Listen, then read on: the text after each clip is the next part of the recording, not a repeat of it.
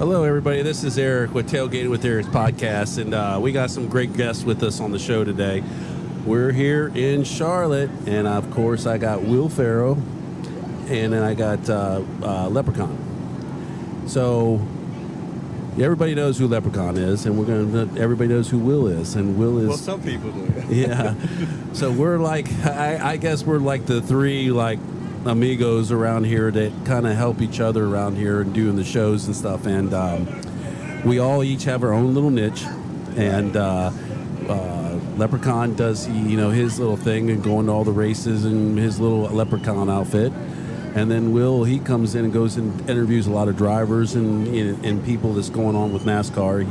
He's kind of connected in that perspective, and then of course me, I do a lot of I interview a lot of the campers. I want the campers' perspective. That's why the show is called Tailgating with Erik.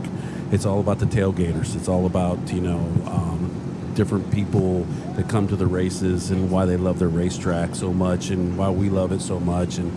But yeah, that's about it. So what do you guys got to say, Will? I mean, how's it going? I know you've been in pits all day today. Yeah, we were in there for the Craftsman Truck Series race that popped off at sharp 10 a.m. in the morning. Mm-hmm. That was kind of a little different running a race that early. Was in there with BTS, Black's Tire Service, and Tricon, and Tanner Gray. And do we have an after party tonight at the Leprechaun stage? So, yeah, we're just kind of, yeah, that's pretty awesome, man. I mean, yeah, that's what we were doing this morning, and then we'll be in there in the Cup Series, with the Cup Series with Allmendinger and Black's Tire and Colleague and all those guys here for the 600 once get all that started this afternoon. Right, yeah. And you did a commercial this morning for Black's Tire, didn't you? Yeah, we were doing some promotion work for Black's, trying to promote what they've got going on. Black's is a community-based company. Ricky Benton, he does a lot of really good works with the community, and actually spent some time with the directors and so forth with the Boys and Girls Home of Waccamaw, North Carolina. Their mission statement is to help community with all their partners and so forth. So we were doing that and just promoting all their brand partners, Goodyear and a lot of different ones. And that's kind of what we got going on from the corporate side of it this weekend. Right. Well, that's pretty cool. We got the medical chopper flying in right now, and right while we're recording and doing this show. Right. But they're getting ready to land, so it's gonna shut down here in a second. But yeah, I mean, we had the military choppers flying, the Blackhawks coming in, and they were practicing for the show for the race today, because they come in and drop troops down off of ropes and stuff in the infield and stuff. They do it every year, which is pretty cool, man. So then we're gonna have to talk about a little bit about let's get into a little bit about Kyle. And it's been a sad week for this, but I think it's also, I think a lot of people were going to come this weekend because of the rain. And I think, since this happened, I think everybody would have said, screw it, let's go to the race, and pay our respects to Kyle. Correct. And it's packed in here. I had Nathaniel on just a little while ago, which is my sales rep for the racetrack, and he was saying that it's this is the crowds he's seen it in a long time in here.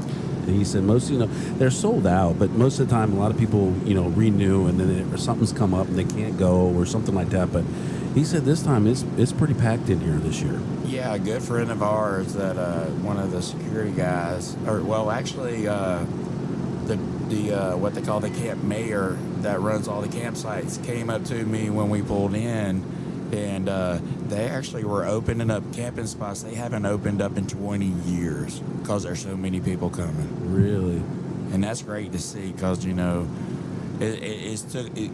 since COVID, camping went down a lot, and now, boy, this year I've seen a big revamp in people actually staying at the track for the whole weekend, and it is great.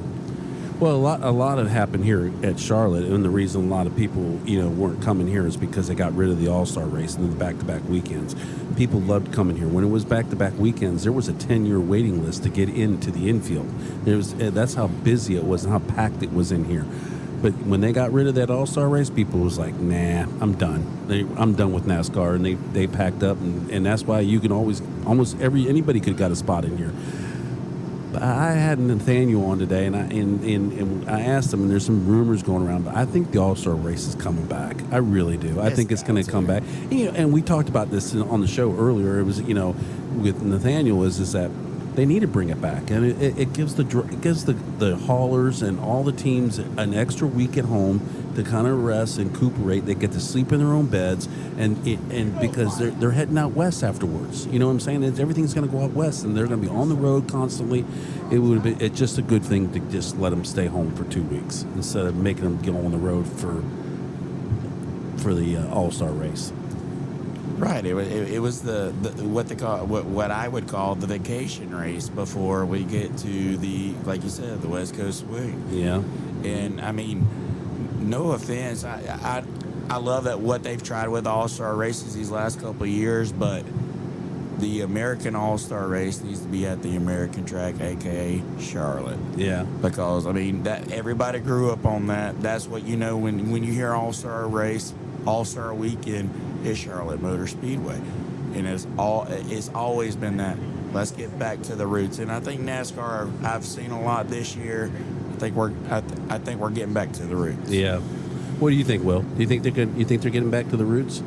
I think they're trying. I think it's real fresh with Steve O'Donnell. I think he's really trying hard. I think Ben Kennedy is really putting a lot of effort and listening to the fans.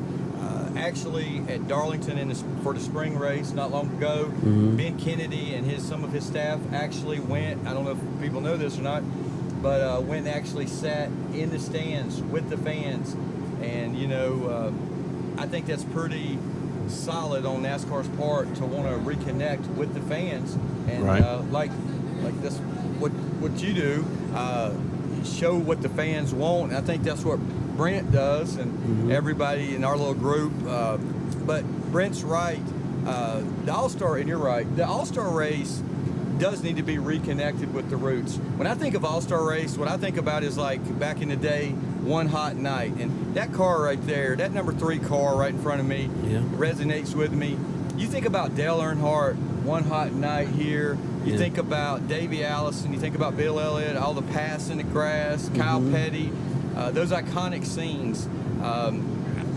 That's what I think about when I see All-Star race. Some of the most fierce competitors in our sport, not only having an awesome dynamic race, but like Brent said, doing it right here at Charlotte Motor Speedway. Yep. That's where Humpy Wheeler, you wouldn't know this, but I actually went to school with Susie Wheeler, his daughter. Yeah. But anyway, that's what, he was the brainchild for all that. I guess him and the people at RJ Reynolds with Winston, I guess it's kind of D-Wayne Robinson and all that, Ralph Seagraves. But anyway, we need to connect with our roots, because the All-Star race probably most likely, if it doesn't come here, maybe one year we need to have it at Greenville Pickens. But I agree with y'all, it needs to come back to Charlotte, because like Brent said, the 2 weeks here, this is where all the families come and support their family members that embody this sport and make it go. So at the end of the day, I've got to agree with both of y'all.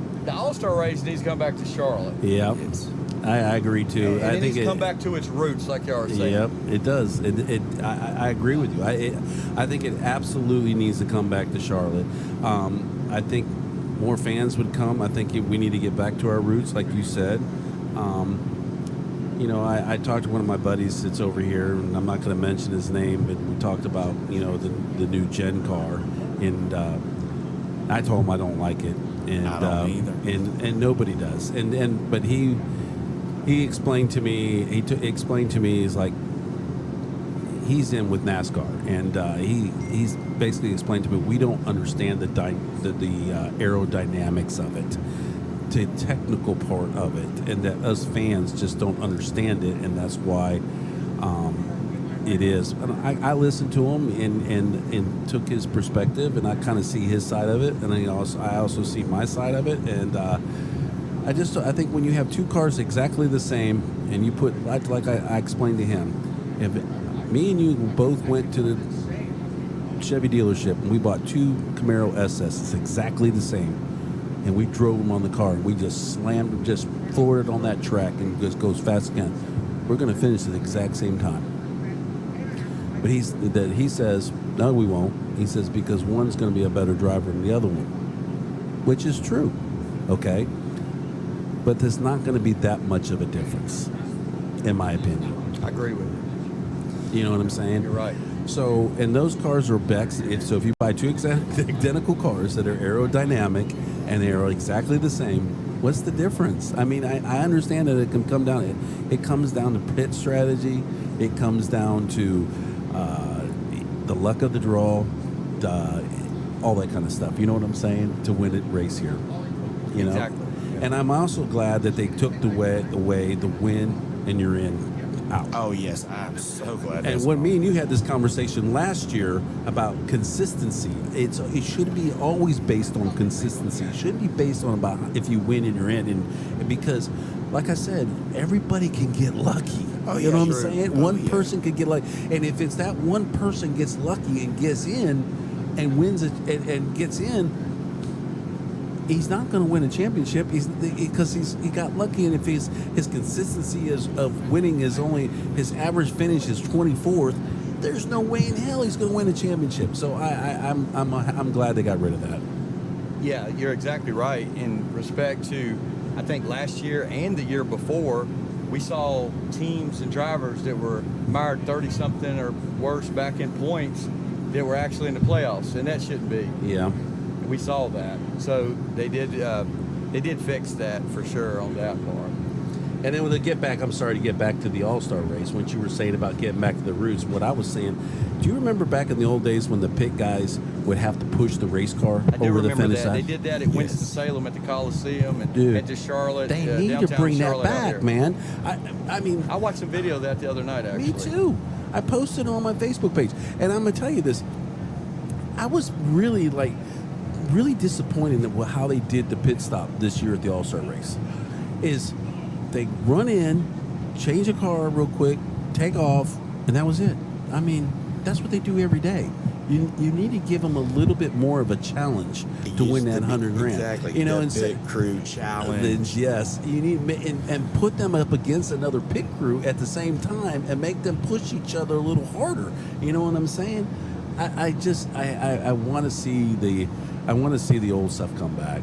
You're exactly right. I remember a lot of people may or may not know this about me, but my NASCAR racing goes all the way back to 1993 when I worked for Cale Yarborough and the Bojangles race car with Cale Yarborough Motorsports. And what you're saying about that, I remember us going to Rockingham. It wasn't the All-Star race, but we did the Unical Pit Crew Challenge. Right. It was a separate event, and they would hold it at the Rock. And I was part of that pit crew. I did the catch can on that car and some different things. And we really you had to go earn it. You can find some videos of it and so forth. So that resonates with me. And you're right about how, like, when they would go to Winston-Salem or downtown Charlotte, I think it was, and they had to push the car and so forth. And it really separated everybody. It wasn't an all-star event, kind of like how the NBA does it and different other sports, Major League Baseball and so forth. Because despite whatever Stephen A. Smith says, people in this sport are athletes by far. Oh, yeah. He was totally out of pocket there. Yeah. But, we need to definitely have a real all-star race and a pit crew challenge built into that. Not what we witnessed at Dover. Yeah. And worrying about blend line violations and this, that, and the other, because it was very bland and generic. Yeah.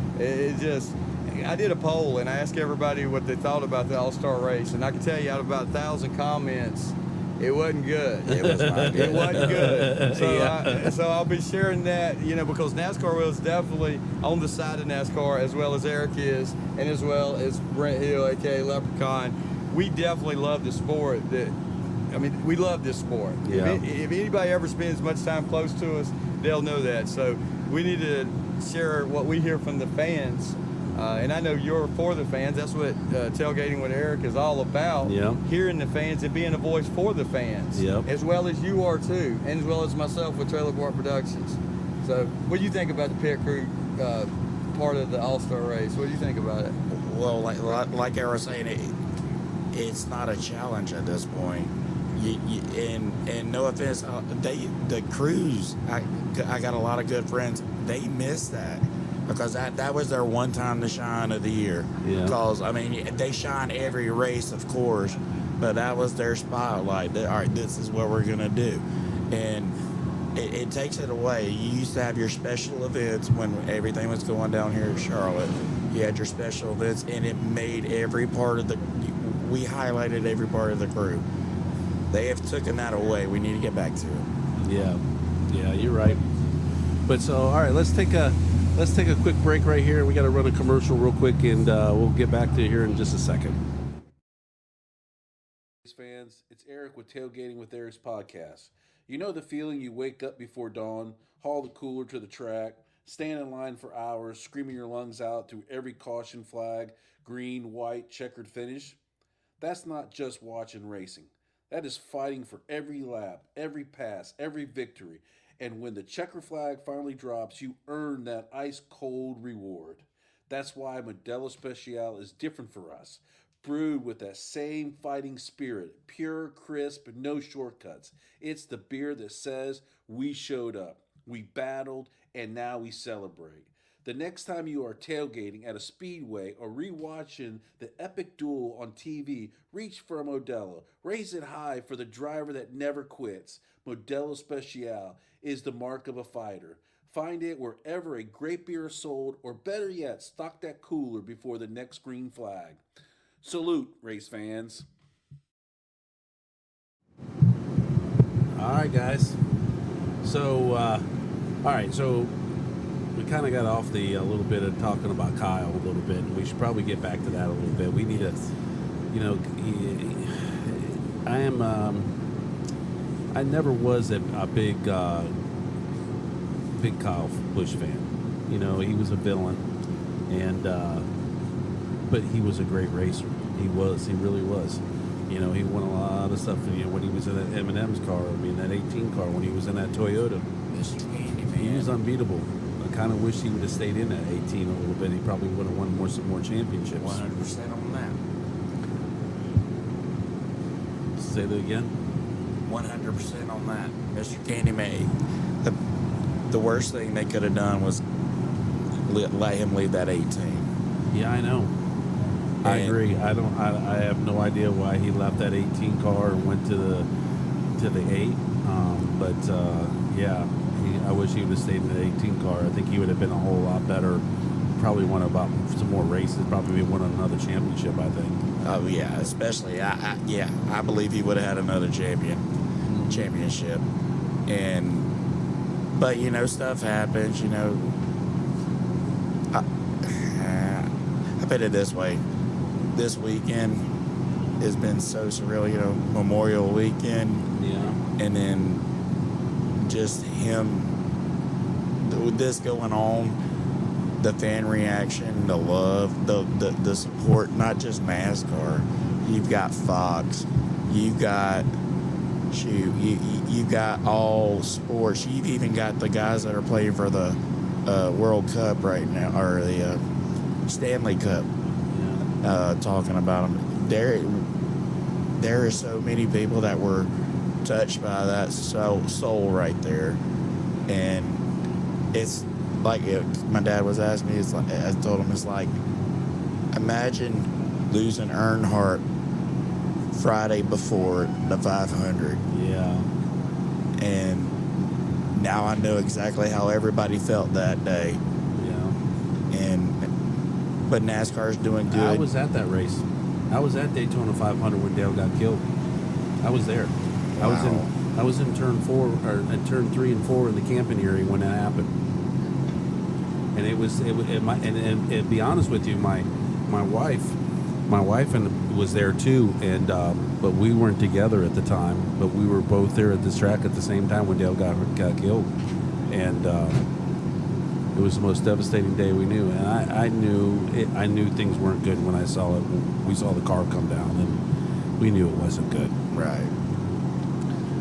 Were you over there, Will? Were you over there at Daytona when that happened? No, I was here in town. I was in Charlotte. I was with friends, and we were partying and so forth. And I was like, I couldn't even believe what I was seeing. And it took me, like, I remember it like it was 10 seconds ago. Yeah. I just spent the whole next day. I didn't even do my normal job. I just, like said, I got to tried to process this. And, well, here we are, 25 years later, and I'm still trying to process it. And I'd say 20 years from now, that's what we'll be doing with the death of Kyle Busch. Correct. I've spent the last couple of days, I won't talk too long about, but I spent the last couple of days just trying to process it, and everybody deals with everything differently. I'm kind of like yourself.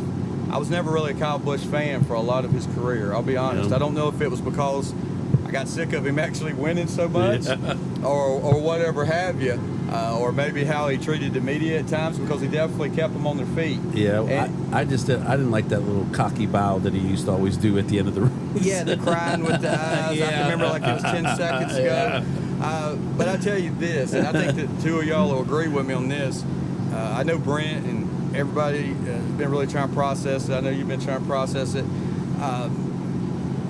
For the President of the United States to speak on Kyle Busch's passing, Yeah. and the impact it had on him, and the impact that the Busch family, what a lot of fans may or may not know, whether we always liked his driving style or his demeanor or mannerisms, but I'll tell you what I have realized that I did know already, but I just hadn't really put a lot of thought into it. But since his passing the other night, his footprint that he left on the ecosystem in NASCAR is something else. But further over and above that, as far as the drivers and people we brought into sport, this, that, and the other, but like Donald Trump said, he was, matter of fact, Samantha Busch was literally just in Washington back in October, which is not that long ago. And people may or may not know it, but they provided the financial backing to so many families with their Bundle of Joy Foundation to enable people and parents to have children that no other way they could have had children. They didn't have the financial resources, this, that, and the other. So there's a lot of things that some people may or may not know about the Busch family. Right. I agree with y'all guys. I don't really know what went wrong at Joe Gibbs. Something went wrong. I originally thought back then of why he didn't stay there and win some more championships, because you're exactly right. The Candy Man. When you think of Kyle Busch, you think of that M&M's car. You think of that Nascar. You think of that Z-Line Designs car. Mm-hmm. You think of that 18 car at Gibbs. That's Kyle Busch's car. Yep. You know, Cup or Busch Series, Xfinity, O'Reilly, whatever we'll call it today, we joke about. But I thought when he left there that it was financial reasons and financial backing. I don't think that was it, because like when he went to Richard Childress Racing, bam, bam, bam, Cheddar's, Zone, you name it, everybody said, he had the sponsors. So, but it's been real heavy this week, and we're going to miss that guy when that checker flag, I mean, we already missed him, but when that checker flag falls later on, according to whatever how it plays out, we're going to realize that we lost a hero today, whether we always supported him and liked him a lot or not.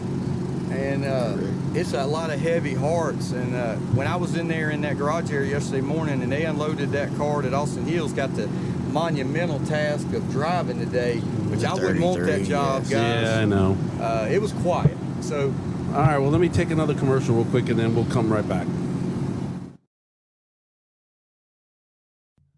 Hey, race fans. It's Erik with Tailgating with Erik's podcast. Life can move pretty fast sometimes, almost as fast as a NASCAR race. But here on North Carolina coast, we like to take things slow. Living here has a lot of perks. Good surf, beautiful scenery, fresh seafood, and plenty of tracks nearby where you can get your race fix. Coldwell Banker Seacoast Advantage has everything you need to make your move you've been craving.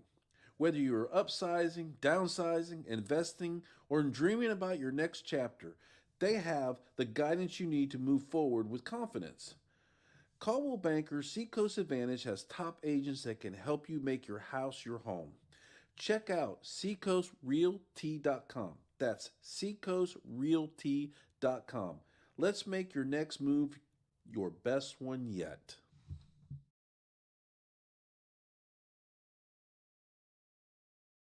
All right, guys, we're back home. So, yeah, I mean, I'm a little torn with the whole Kyle thing, and I do miss him, and I'm going to miss him, and I think all of us are going to miss him, and yeah. So, go on, Will. What were you going to say? Something else? You were saying something. You were going on about talking about Kyle and all that. Oh, no, I was going to say yesterday when I was in the garage area how when they were unloading the 33 car, which I think was very honorable that Richard Childers Racing decided to not run the 8. And everybody's probably got mixed emotions about that because they think about currently the 8, that being his number, because he drives that car. And they changed it to 33. But all the crew members and so forth, we all, and myself, and everybody in the media just sat there, took our hats off, and it was like a moment, like a long moment of silence as they unloaded that car. Then I shot some content of them going through check. They were allowed to go through check first. I'm sure it'll get a little easier once you get past this first race. Yeah. It's kind of like what it is. It's Rockingham, Kevin Harvick, Richard Childers 2.0. And man, my heart kind of pours out for not Kyle Busch, but like for Richard Childers, because I listened to I read what Austin Dillon said whenever they were trying to put it together when he was leaving Gibbs, and really, as Austin calls him Pop, or Richard Childers, he tells Austin, he says, well, he come drive for us. And at the same time, Kyle Busch was telling Austin Dillon, because y'all fans may or may not know that, but Austin Dillon put the deal together for him to come to RCR. And Kyle Busch, in return, says to Austin, does your granddaddy want me to drive for you? And he's like, yeah. And so it was instantaneously that marriage was put in place. Yeah. Because everybody they know about the Rolex situation. Yeah, the watch. And really, Austin actually touched on that.